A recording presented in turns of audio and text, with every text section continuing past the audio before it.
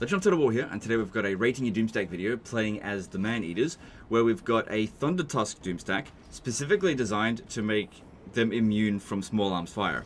Utilizing the Hunter's big names, they've got a stackable trait that allows you to keep stacking on additional directional shield, so we've got 120% missile block chance from the front, 60% missile block chance from the sides, 12% from the rear. So you can technically get this higher than that if you put in more hunters, but of course just having only directional shield doesn't mean that your unit is invincible. There's other ways you can die.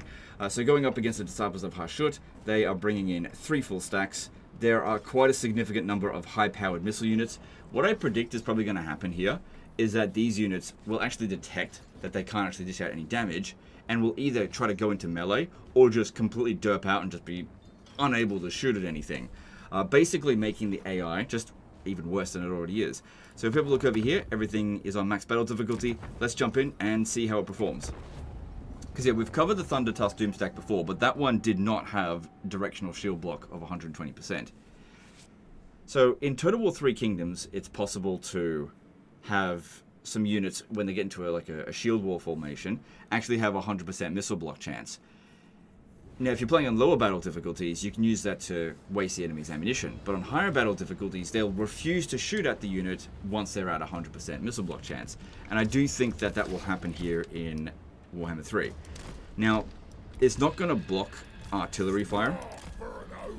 So, all of their artillery units will still dish out damage to us. So, let's get in over here, and we'll see. I want to... Actually, fire well. I want to see if they'll shoot, but we got to get within range of their small arms fire.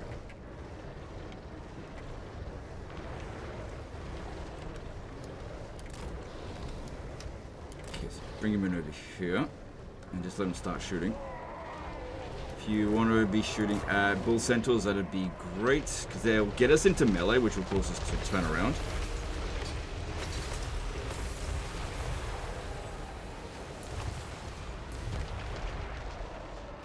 They're not advancing.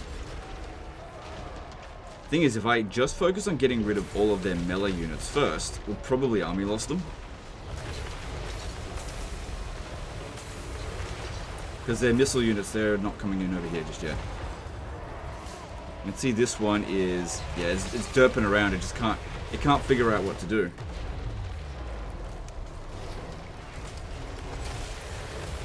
These ones, because they fire much faster. See, now they're shooting at us because that one had its rear turned to it. Yeah, as soon as they get some of our units in melee, these units flail about a fair bit, and that causes them to get shot in the rear. So let's just move back. And you have a bit of a reset there. Cool, bring it back over here.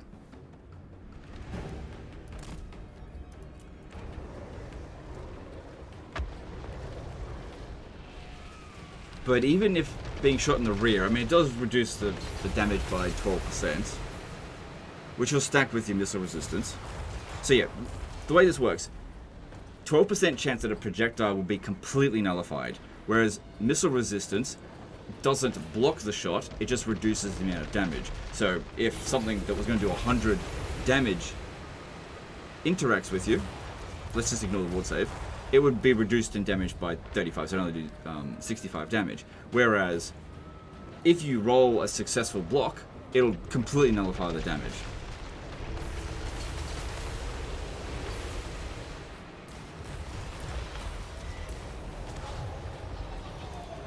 But yeah, when we're completely front-facing, they are just refusing to shoot, because they're well within range now. But what they do is they just send in their melee troops. What are you doing? Alright, move them back again. Yeah, they send in their melee troops. It causes us to not be front-facing anymore, and that's when they start shooting. But some of the time they'll be shooting in from the side. I mean, even reducing it by 60% is still pretty good, especially considering how damaging these units can actually be. But ideally, if we wanted to really test this out, I'd need to go up against something that is like just missile units. But the problem is, the AI is just not going to build something like that. Not unless, like, it's rare to see it. It does happen. It's just trying to rely on it is very rare. Because yeah, all of these ones here will make it not work so well. Because yeah, what I really wanted to see was whether or not they'd just shoot at us and it just dish out no damage.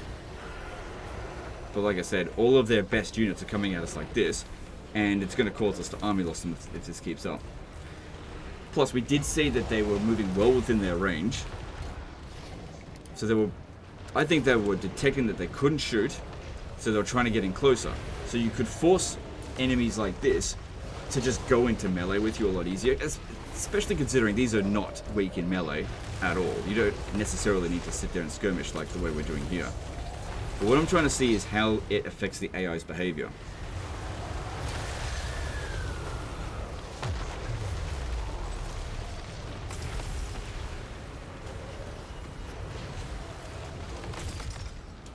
Okay, let's move back again. It's a shame that the ogres don't have access to a heal spell that actually heals multiple units at a time. So we can overcast that one, but it just increases the amount of healing done to the single entity. And then there's this one here as well. So it gives you 2 access to heals, but you got to keep them on the cooldown.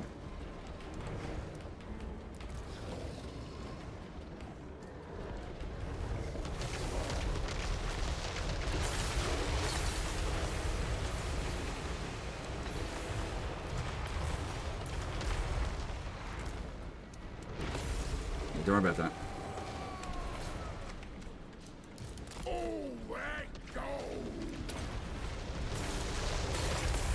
They're trying to rely on the Thunder Toss to do their job. And yeah, look, they're incapable of using their missile units properly. Because they detect that they can't dish out any damage at that point in time. But then these ones go into melee, and then they can detect that they can dish out damage, and then they start operating well. So if you just keep doing what I'm doing here, and like every time you get into melee, you just fall back, they reform, giving you more time to shoot. Because they're like, well, we can't dish out any damage with the missile attacks. Already spending it. So basically, this isn't about... The unintended consequence of this is not that it blocks their missile shots. It actually just makes them... It makes the AI even worse than it already is. Because they're like blocked from understanding how to deal with this. See, look at this. They're sending the Chaos Dwarf blunderbusses into melee here. Because they have no fucking idea what to do. But now that they can see that if they just turn around over here they can shoot, they've suddenly recognized that and turned around. But what you would do in this situation anyway is just fucking charge at them. What it would do is allow you to charge at the enemy forces without them being able to dish out any damage on the initial charge. And because these ones here just like it's fucking ridiculous how strong these are. Like, look at this. Crazy fucking strong. And of course, by constantly charging in, you're charging up your army abilities. So you got these Infernal Guard Fireglaves here. They did some damage, but they're also anti-large in melee.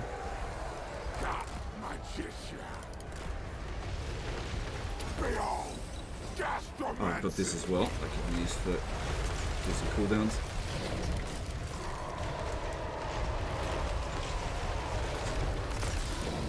So, charge at this one here. If everyone's forward facing to it, it won't shoot.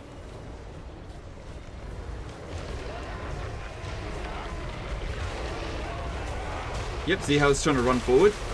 I mean, it didn't have a whole lot of time to shoot anyway, but we could see what it was trying to do, which was to try to get around our flanks.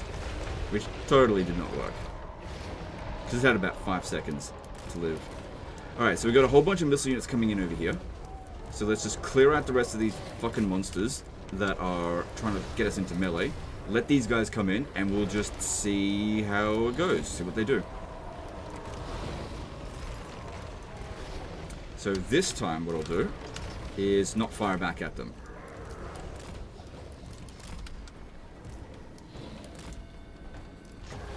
And we'll just see how they behave. Or maybe I'll manually fire at, as in I'll tell them to shoot at,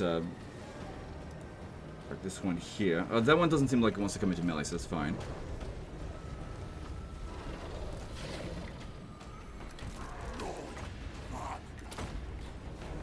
Okay, so we're not firing at them. What are they doing?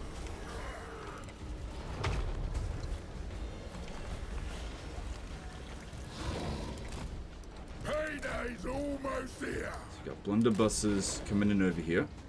Obviously, I've got my rear turned to them, and they'll fire at us.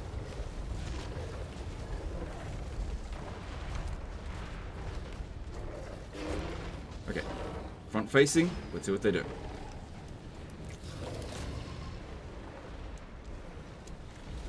That one must be detecting that it can shoot at us. Just wait for them to come in. Yeah, you can see it's trying to get around our flank. And see, that one's...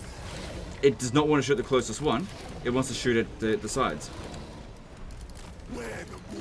So this is actually like demonstrating that the AI is actually quite competent in this area at recognizing when they just can't do any fucking damage at all, and will try to get around the flank. Yeah, they're going to be taking some damage because they're not forward facing. But yeah, trying to get it 100% of the time to be just keep your units forward facing is just impossible. The AI, even if they recognize that they've got high powered missile units, they're still just going to send in their melee troops. They're always going to do that. There's no way to get them to stop. Unless you get rid of all of their melee units, but like I said, if I do that, we'll army loss them and then won't be able to test it anymore. So get them organized. Get these ones out of the way so they don't target them.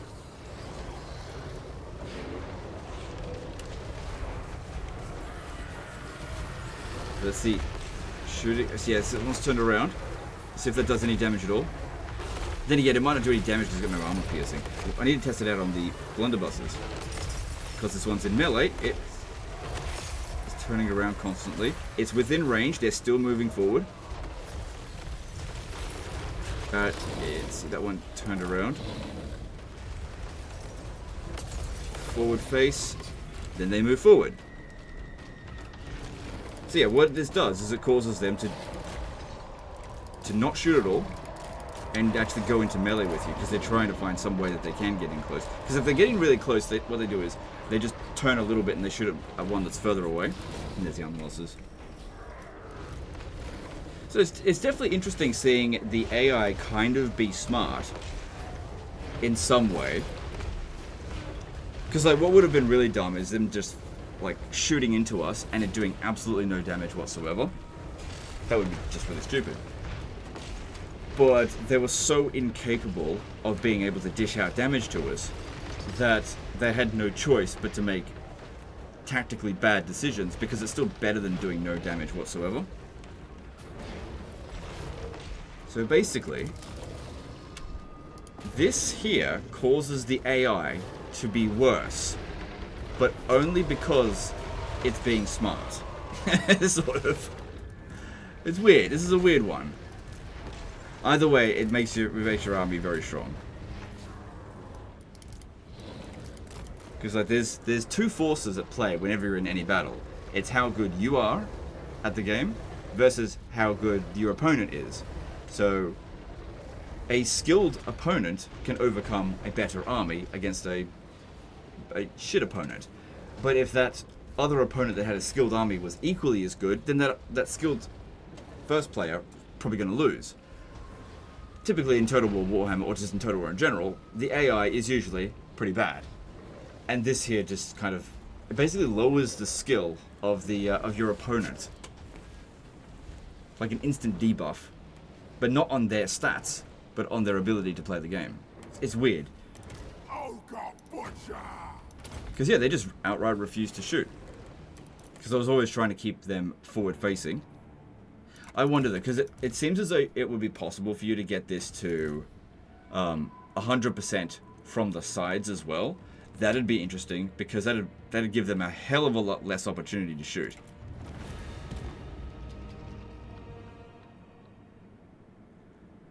But let's go into their skills and all the big names and have a look exactly what's going on with this. And how many of these hunters would we need in order to get it to 100% from the sides? I don't think it's possible to get it 100% from all directions. If we've got 4 in the army, what if this guy's got it as well? So, I'll just have to have a look. Because this strat didn't even cross my mind. Largely because I wasn't playing the game.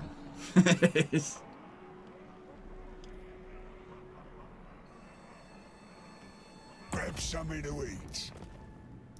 Plus, there's all these like new traits Been and at this long enough. big names and stuff that I just don't recognize anymore.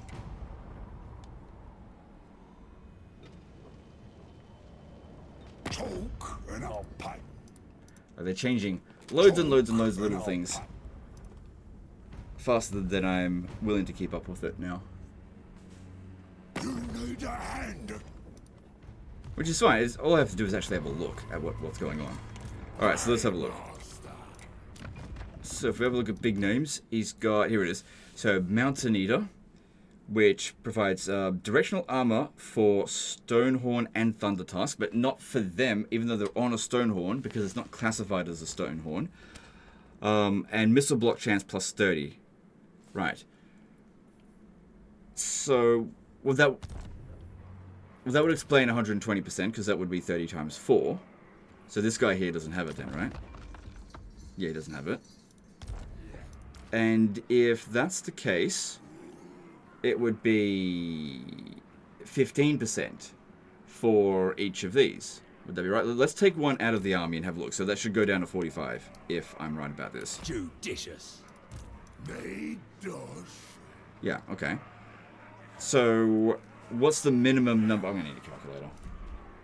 I'm just going into my other monitor. Because I cannot do fucking maths in my head. I will get it wrong 100% of the time. What is the minimum amount needed? So if we go...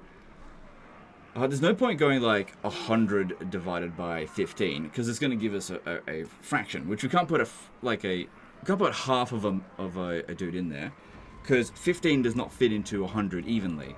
So if I go 15 and just multiply that by, I don't know, 8, that'd be 120, wouldn't it? Yeah, it'd be 120. So that's too many. So it would be 7 then. So let me just try that. So 15 times 7 should equal 105.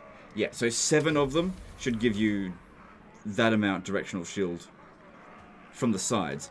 From the rear, it seems like it's 3% each. So yeah, you would need more hunters than you can actually fit into the army in order to have a 100% missile block chance from the rear. So even if it was possible, you'd only be able to do it for like 1 anyway. So that means he'd have to put in 3 additional of them in here in order to get directional missile block chance from the rear to 105%.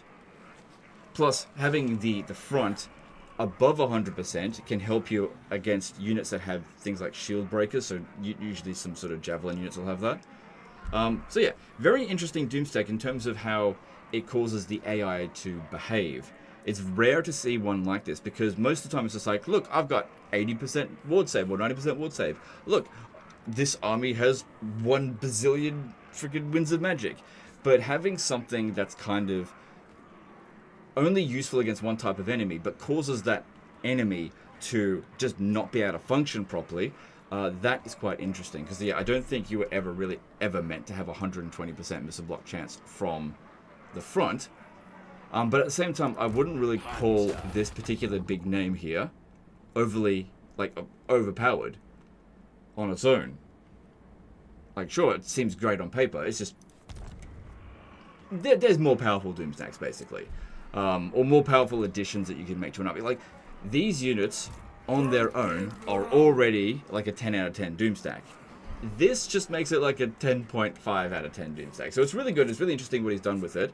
And it was good that he didn't actually get it to over 100% on the sides, so that we were able to see how the AI behaved. Because if he had done that, we probably wouldn't really seen them shoot at all, but we could definitely see that they were attempting to shoot from the sides as they were getting in closer.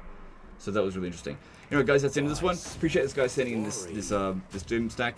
I'd rate it 10 out of 10 because it's really just because of the Thunder Tusks, and this definitely makes it better. But I would say that it's not necessary, basically. Do that if you want.